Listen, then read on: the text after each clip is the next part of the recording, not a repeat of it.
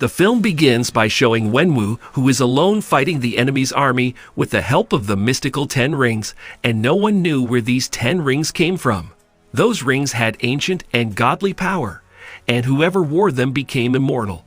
By using those rings, Wenwu had won many battles, and at the same time, he establishes his own organization, which he named the 10 Rings. With the help which he conquered kingdoms and toppled governments throughout history. And for this reason, this organization became quite famous all over the world.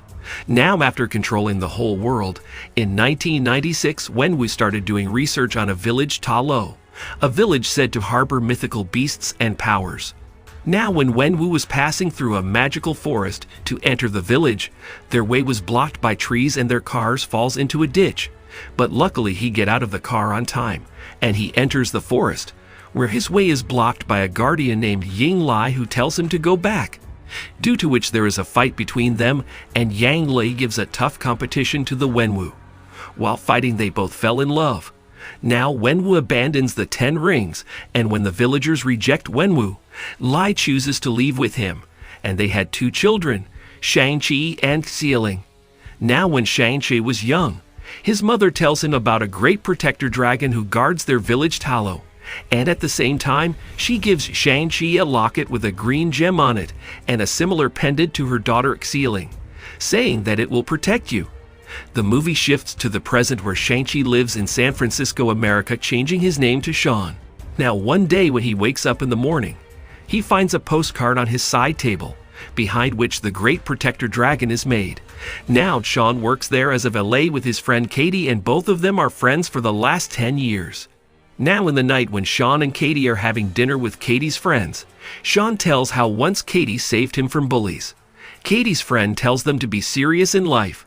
She tells that Katie has a degree in honors and Sean knows 4 languages, and even after being so talented, you guys do the work of valet parking. Now the next day, Sean goes to pick up Katie at her house. Now both of them are going for their duty in a bus when a man comes to Sean and tries to snatch his pendant. And he hits the man with a punch, and then a fierce fight begins. Now Sean is fighting them all by doing martial arts when a man makes them live on social media. Then comes the razor fist from behind, whose one hand is a sword. Now the action starts again, and razor fist and Sean start fighting. The driver of the bus passes out in all this, and Katie starts driving the bus.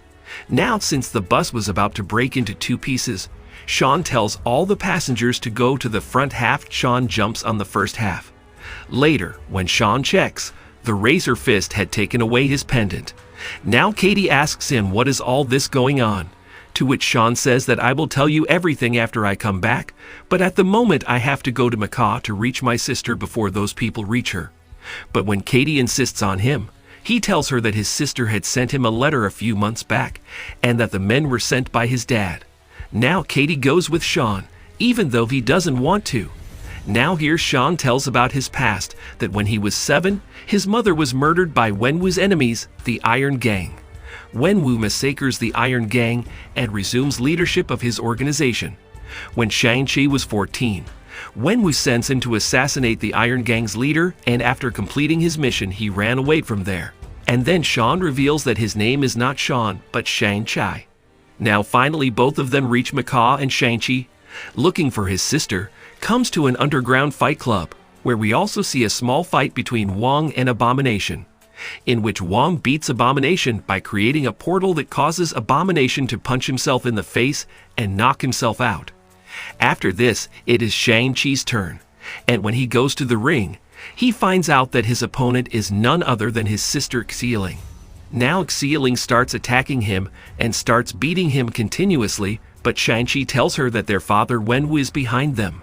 He had sent his men to attack him, and they would come to attack her too. Xieling ends the fight by knocking him out with a kick.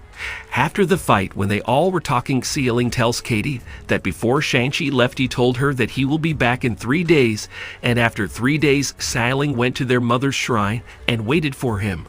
But then 3 days turn into week, and weeks turn to month, and then to years.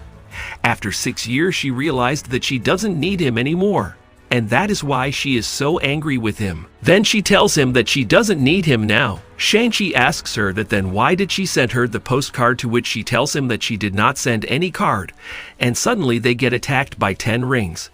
Now a very intense fight starts here, and during this Katie falls down, but the ceiling saves her.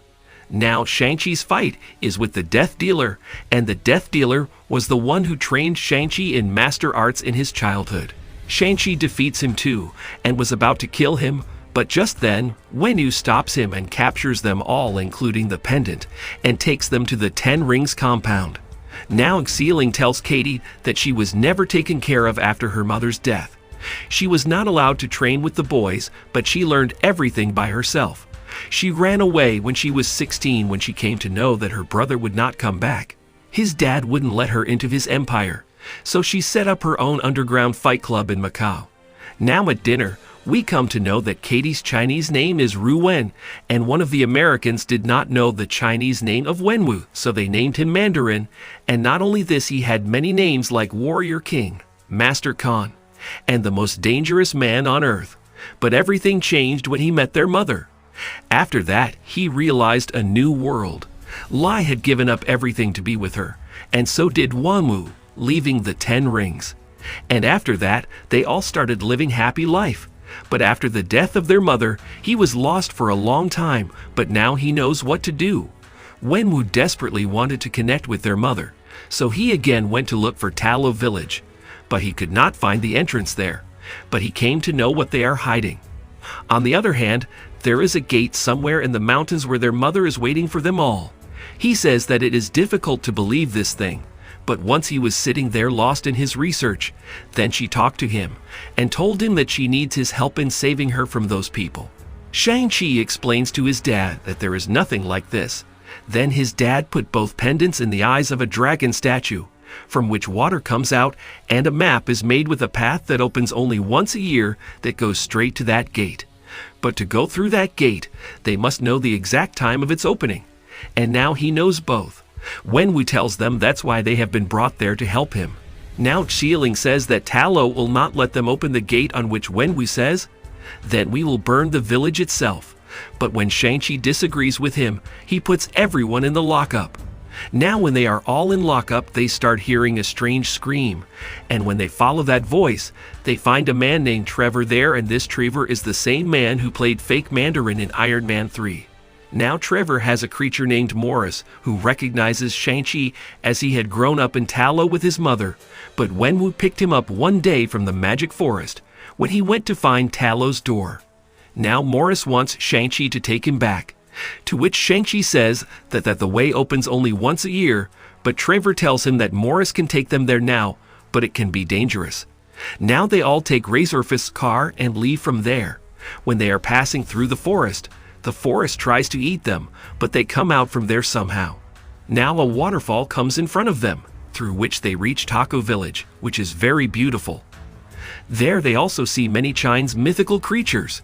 Now when they meet the people of Talo Village, they tell them to leave and were about to attack them. But then there comes Ying Nan, who is the sister of Shang-Chi's mother. She tells the people of the village that they are our people and will stay with us. Now she tells them that her people have been here for 4,000 years, protecting them and their world from the evil behind that gate. Shang-Chi tells her that his dad is coming to open that gate, as he feels that his wife is locked behind that gate. She then explains the history of Talo, that thousands of years ago, the village was attacked by the soul-consuming Dweller in Darkness and its minions, but was saved by a Chinese dragon called the Great Protector, who helped seal the dark gate to the Dweller's world. According to Nan, the Dweller in Darkness has been influencing Wenwu to believe Lai is still alive so that he will open the gate. She tells that her father is not the first who is coming to open that gate, but for centuries many people have failed by trying like this. And one thing that was common in all was that they used to hear a voice and promise their greatest desire. Now the training of all of them starts there. Shang-Chi asks Ying Nan that only his mother could defeat Wenwu, so teach me how she used to do it. And Ying Nan starts training him. Now finally Wenwu comes to Talo with his army and fight starts. Now Shang-Chi goes to stop his dad, and his dad asks him, "Will you stop me alone?" Now Shang-Chi starts getting loaded on his dad, but then his dad hits him with a super punch. Shang-Chi falls into the water. Now Wenwu hears his wife's voice, so he goes to break the gate and starts hitting the gate, which cracks the gate and unleashes several soul-sucking demons. Now, on the other hand, a fight is going on between the 10 Rings and Talo Village when Ying Nan sees the creature. Then Sealing tells Razorfist that we have to fight this together, but Razorfist says that we don't need anyone, and then that dragon attacks him and Razorfist sees that his weapon is not affecting the creature. One of the demon kills the Death Dealer. The demons suck out more souls as fuel to release the Dweller. Then Ying Nan comes and kills it, and Razorfist agrees to fight with them. Now many creatures start coming towards them, and they get ready to fight with them. Meanwhile, Shang-Chi, who was drowning in the water, hears his mother's voice, and then the Great Protector, who was in the water, comes out taking Shang-Chi with him.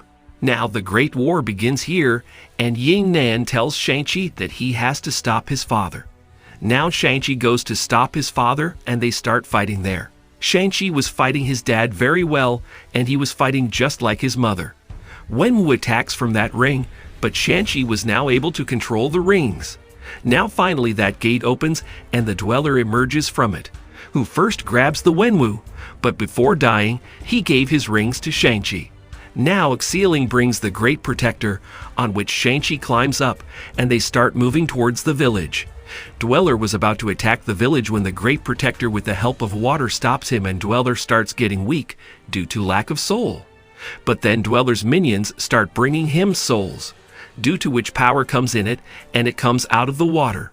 Now it attacks the Great Protector and starts sucking his soul, while Sealing is also held by the dragon, and she tells Shang-Chi to leave him, but Shang-Chi says not again. Now the Kate shoots an arrow that hits the Dweller's neck, and it lets go of the Great Protector. Now the Great Protector again entangles him in the water, and Shang-Chi puts his rings inside the dragon. Now Shang-Chi makes his final attack and breaks the Dweller into pieces. The survivors honor their fallen warriors, including Shang-Chi honoring Wenwu. They light lanterns and send them off across the waters. Shang-Chi and Katie return home and recap their whole adventure to John and Sue, who both think the two are mocking them. Then Wong opens a portal into the bar in front of everyone to invite Shang-Chi and Katie along for another mission. The two waste no time and step through the portal. In the mid-credits scene, Shang-Chi and Katie meet Bruce Banner and Captain Marvel with Wong as they discuss that when Shang-Chi used the 10 rings, it activated a beacon. Before they can continue to figure out what it means, Shang-Chi and Katie take Wong to the karaoke bar where they get drunk and sing Hotel California. In the post-credits scene, Sealing now appears to be the new leader of the 10 Rings, with Razorfist now working under her as the surviving members are seen continuing their training while she makes new plans for their future.